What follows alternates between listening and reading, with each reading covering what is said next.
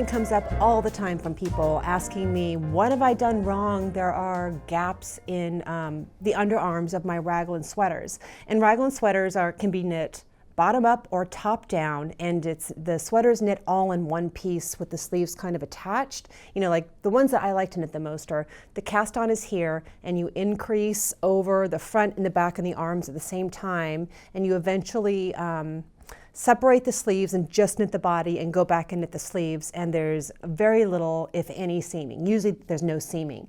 But this question comes up all the time because people feel like they've done something wrong, like if they were a better knitter, they wouldn't end up with a gap under the arm, but it's just not it's not the truth. You can be a perfect knitter and you'll always get gaps under the arms because it's just kind of the nature of knitting. You're changing the direction of your knitting, and anytime that happens, you can get gaps in your work. So the way that I like to look at it is it's going to happen. You have an end there to weave in. So instead of being upset with yourself because it happened, just be glad that it's so easy to fix. And I'll tell you that I don't think I've ever knit a top-down Raglan sweater without using the end to close up gaps under the arms. It's just what happens. I don't get upset over it, feel bad about myself. I just fix it. And that's what I'm going to show you how to do. So enough talking. Let's go ahead and take a look. Here is a little cropped baby sweater that I pulled out of the archives. It's from my baby shower countdown book. And I found this one, and I found that I had not woven in the end under the arm, and I had a nice gap to deal with. I didn't have to knit a whole sweater. I was able to pull this out of a trunk and bring this in.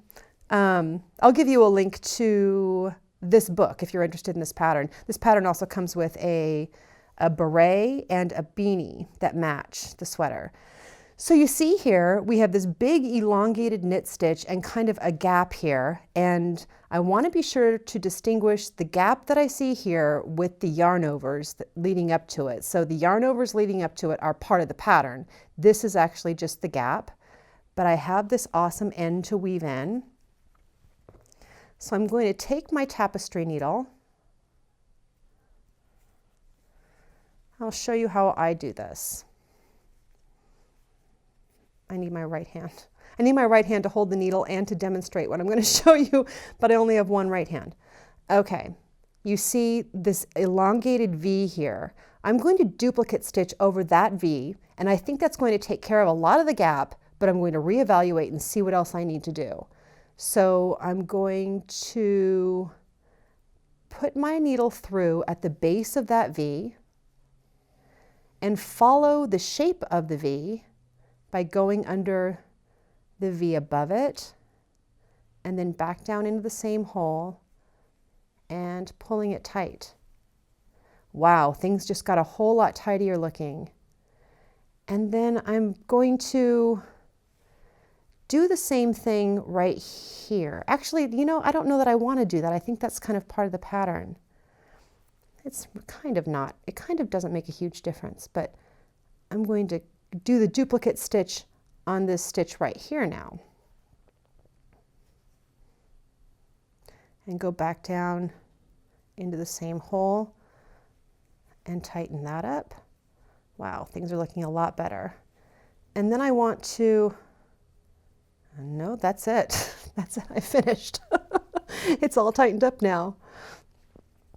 Okay, you can see I have the yarn overs leading up to it. I have a much tidier underarm, and it all looks really good. All I have to do is finish weaving this end in the back of the work because it has done its purpose. And I'll show you, here's the other underarm. I wove in the end here and did close it up, but neglected to do the other one. And then back when I was going through the archives, I found another pattern from the Baby Shower Countdown book. I doubt this will all fit on camera, but it's called a sleep sack. It's a little baby long sweater sleep sack. And in this one, I did indeed close up the underarm gaps. It didn't just come out this way. I wove in the ends and closed these things up because it happens every time. It was fun to pull these these old patterns out. Anyway, I hope that explains it. If you end up with gaps in the underarms of Raglan sweaters or at the heels of socks or anytime your knitting changes directions, don't be upset with yourself over it. It's easy to fix. This is how you do it. Good luck.